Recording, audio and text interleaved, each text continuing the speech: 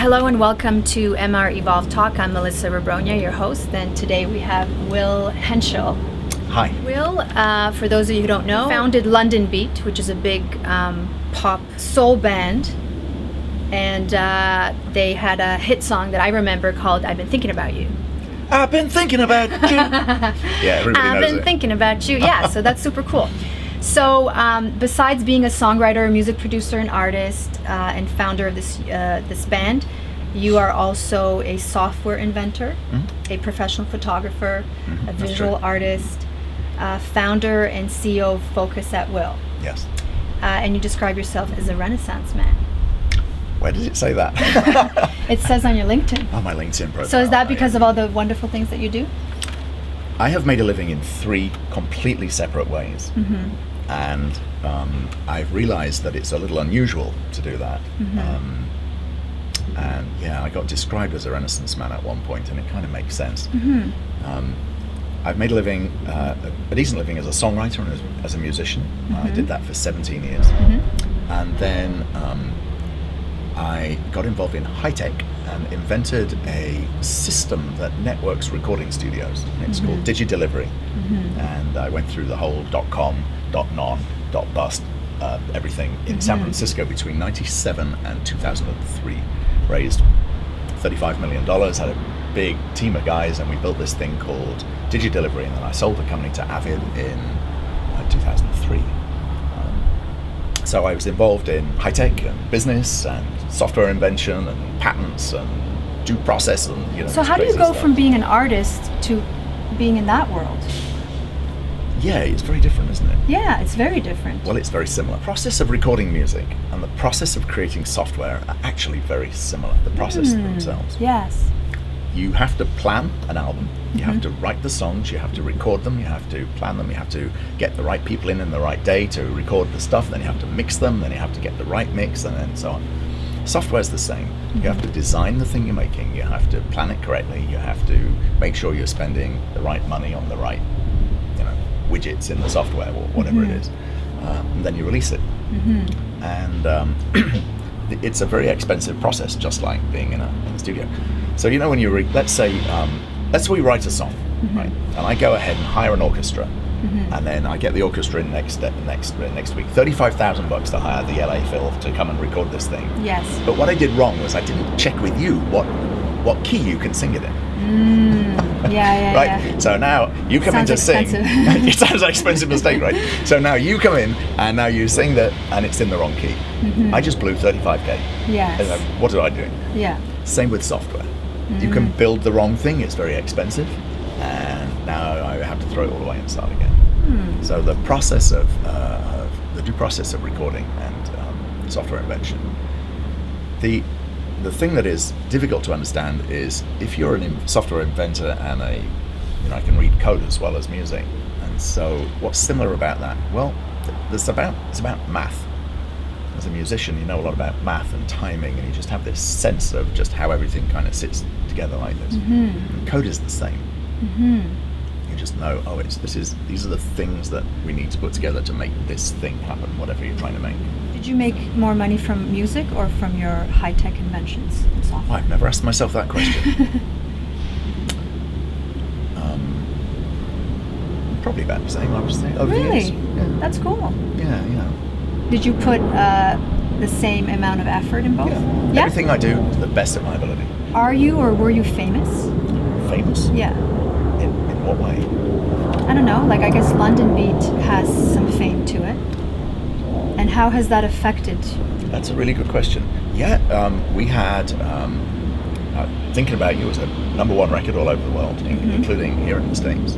And MTV was big at the time, and I had a very ridiculous, obvious haircut. And so, yeah, I got recognized a lot for a while in 1990 and 91. And how did that shape your life? It was a lot of fun. Yeah? Yeah, it was a lot of fun. Highly, I'm glad it happened, Yeah. But it's very ephemeral. In other words, it's very short-lived, and there's always someone who's got a #1 record right now. Yeah. The spotlight moves onto you, and then it moves off onto the next person. So it's something in the past, but you carry it with you as it's attached to your name. The great Right. thing is that, like 20 years ago, you were probably doing some kind of job, or you were probably at school. I don't know how old you were 20 years ago, but whatever you're doing 20 years ago, it was not something that I knew about, that I know about now. But it just so happens that Thinking About You, Better Love, Come Back, Build It With Love, or whatever the number of the singles are that people know. People know. Yeah. I can walk into anywhere and go, I've been thinking about you. And people go, I love that song. I'm like, well, that is an amazing thing to achieve. I feel really, it's Yeah, like, wow, yeah, that's an yeah. amazing thing to happen. Yeah. And in the audio business, Digi-Delivery was pretty well known. It was part of Pro Tools, which is the leading software that everybody uses for recording audio. It's the kind of the tool of choice. So, yeah, and I was proud of that. Are you more proud of one than the other? I'm equally Equally proud proud. of both. And what about your ego and fame, if you look back? Yeah, that's a problem. It is? Yeah, of course it is. You know, you're driven. The question is why you're driven to do stuff, and that's changed a lot in my life in recent years. But back then, a lot of the time, a lot of musicians are driven to prove themselves because they are feeling inadequate, or you were bullied when you were a kid at school, Yeah. or you can't meet girls unless you talk to them through songs, or so to be able to even be in a band and stand up there, you got to have a massive ego. Yeah? Yeah. So you can't be humble. Are you telling me that you can't be humble and be famous? No, I'm not saying that. What are you saying? I'm saying it's very easy to be driven to be famous by ego. By ego. But when you start meeting other people who are very well known, you realize that you don't have to be ego driven. I once met Tina Turner. She wouldn't remember me from anybody, but I just remember meeting her backstage at a TV show I was doing once. And she was so warm and so sweet and so humble. I was just in awe. I'm like, wow, that's what fame could look like. Beautiful. And then you meet other artists, I'm not going to mention names, but other artists who are so driven by ego, and you're like, wow, you could see where your watch has been when you've been with other artists. I mean, Prince is a good example. I mean, he's brilliant, of course he is, but he's just totally driven by ego. That's what he does, It's all about Prince. So, just very different ways of looking at it.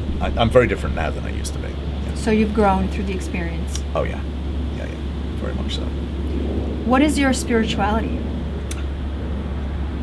I have a strong sense of source.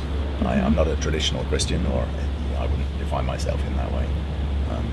But I know that we're part of the universe, and I have a strong connection. I have a meditation practice, and I come from a family of intuitive healers. Oh, wow. So, yeah. That's cool. Yeah. So are you an intuitive healer as well? I have an intuitive healing ability, yes.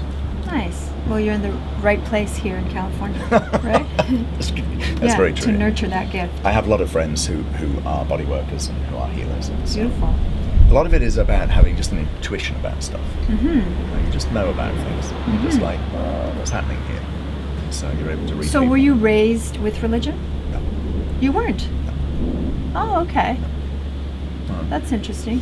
Yeah, my dad was my dad was sort of more traditionally Christian. My folks split up. My mom was really quite atheist. She was pretty much an atheist. I wouldn't even say agnostic. But she had a strong sense of intuition around things, and just like female intuition, of course. So how do you personally feel about religion versus spirituality and just the state of our world today? Well, they're different things, aren't they? Religion is a sort of organized system that people can be spiritual inside.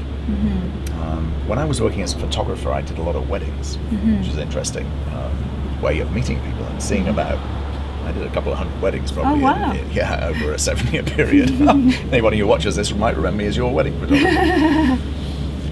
It was a very humbling time for me to just be in people's lives, and I would see. So I went into many different, Catholic churches and Jehovah's Witnesses, Kingdom halls, and synagogues, and all kinds of things as a photographer.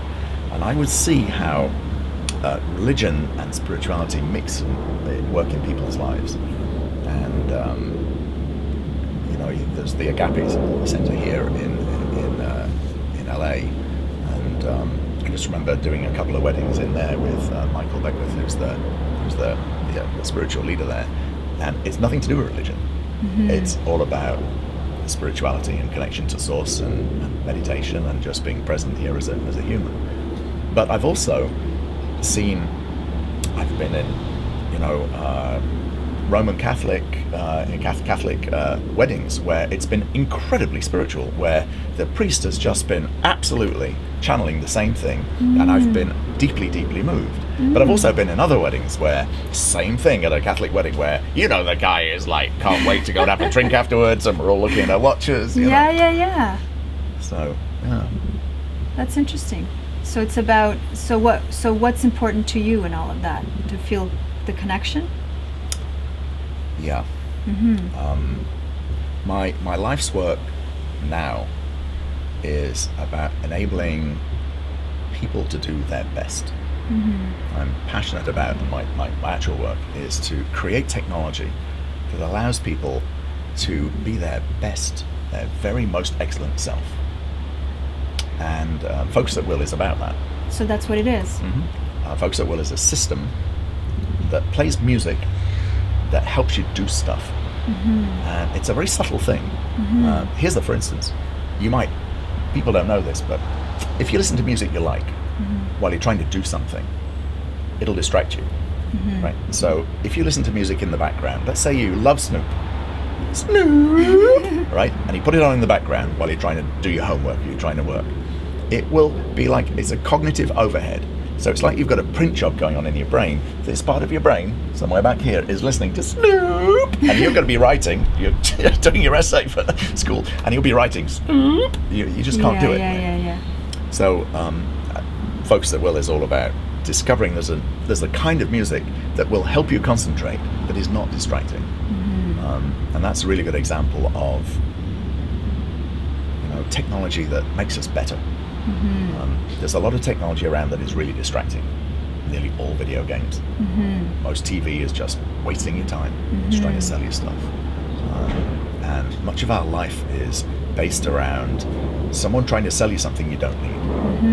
And stillness and doing things better and just being conscious that we're all one. As I've got older, I'm in my 50s now, and I realize that we are all one. I am you, and you are me. It's the same for all of us. And once you really realize that, you realize actually we're all in this together. This world is the most beautiful place. I agree. Beautiful. So how do you feel about what's going on in the world, and what is the solution, if you had one? I do have a real view on this, and that is that there's a new generation coming through who are different across the world. And if you are 21 years old or younger today, you have never not known the internet. Since you were 2 years old. It's always been here. Yes. And so that's different. That means they're connected in a different way. If you think about any of the big events that have happened recently, like the so-called Arab Spring, you think about what happened in Egypt a couple of years ago, right? And then you think about, say, Paris being liberated in 1945. So if we wanted to find out about what happened in Paris in whenever it was, in 45, was it? We'd have to look at old footage that was shot by the governments. We'd have to read accounts that were managed by historians. We wouldn't ever have a person's actual view who was there. As it happens, my stepdad was there, and so I've asked him about it. I was like, what was it like? He said to me, the girls really wanted to kiss you. That's what he told me. Yeah? Yeah, he was one of the troops that helped liberate. Yeah. And he just told me, like, what was it like? He said there were people crying with happiness in the street. But if you now look back on stuff that happened in Egypt in 2 years ago, all of the accounts that we would look for, that you would Google, are people's accounts. This is footage that someone took with their cell phone of what happened over there. Yeah. This is what people were saying there. And so is a very different worldview on things and how history will be rewritten and will be looked at. I have a son now who's 21 actually, and his generation looked differently at things that we did. Mm-hmm. He had a friend, for instance, who was obviously gay. This friend of his who was very much a part of their circle, and he was completely and absolutely accepted for who he was within my son's group, and it was clear he was gay from 10 years old. That's beautiful. It's a really sweet thing. And when this particular kid came out to, my son's friends, they're all like, "We know." So what? Let's get on with it. Let's go for a burger. It was no big deal.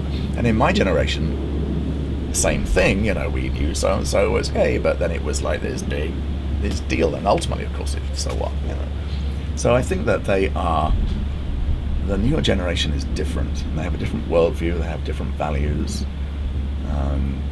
Things change so much, so quickly with the technology changes.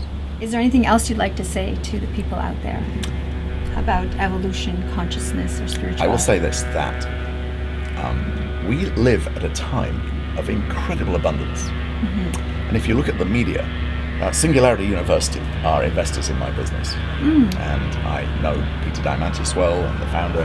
So what can you tell us what that is? Singularity University is a new university, fairly new university, in the Bay Area.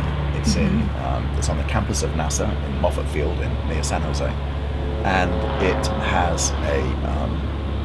it is based on exponential growth. It's about technologies that change things very fast. One of the big challenges that we have is that the news media, which are profit-driven, are driven by bad news. Because we as humans are wired to listen to bad news.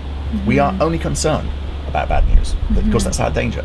We're like, today there was a bomb in da-da-da-da-da. We're like, oh my God, I've got to be careful I don't go there. Today a whole bunch of people hugged in a supermarket. No, so what? Yeah. So we actually live in statistically, this is completely provable. We live in the greatest time of peace we've ever lived. There is less conflict today than there ever has been. What's up with that? Totally true. There are new technologies invented in production right now that change everything. There's a new battery technology that means that we will have electric cars be viable within 2 or 3 years. Wow. There'll be new phone batteries in this that you buy a phone and it will keep the battery in it until you finish. There'll be one battery that you use. There are new technologies around desalination, for instance, that make the process of extracting fresh water from seawater viable. They're working on it. That's beautiful. It's nearly done. If we don't need oil, which there are several technologies around that, there is nuclear, the cold fusion, right? You might know about this. The process that the sun has chemically and in science to give us sunlight is different than the atomic bomb, which is where you explode things. That technology has been created in a sustainable way by GE. It's not like some wacky website. This is GE people. They have built a fusion reactor that works. Wow. And what's the implications of that? Well, that's almost unlimited energy for us all. There's a new generation of solar panels, which is like 1,000 times more efficient, which means you could have like 10 little solar panels on your roof and you'll be able to run your house. These are some massive changes that are coming along, which really change stuff. Yeah. So I'm very positive about this stuff. And I never watch TV because it's just like this doom and gloom. The Ebola scare, that's not the thing to worry about. Of course it's an issue, I'm not denying it's an issue, but in terms of the things that we need to keep our attention on, it is not a big one. And what about the Middle East? What about the Middle East? How do we create peace in the Middle East? Man, I wish I could answer that. Yeah. I suspect in our generation, our reliance, by our, I'm talking about the West and in particular America, our reliance on oil, I suspect will fade. If we can all have a device in our garage which powers our house pretty much for free, and the same device will put, electricity into our car pretty much for free. Why are we in Iraq again? Yes, that makes sense. Extremism is a thing that has always been a concern. It's been there forever. The Second World War was about extremism.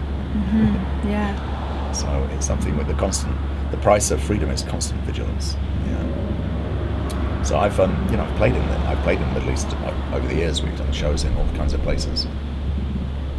People are the same all over the world. Yes, I agree. People want to be happy, loved, have a security for the children. I agree. Yeah. And it's important to hold that vision and not get negative about.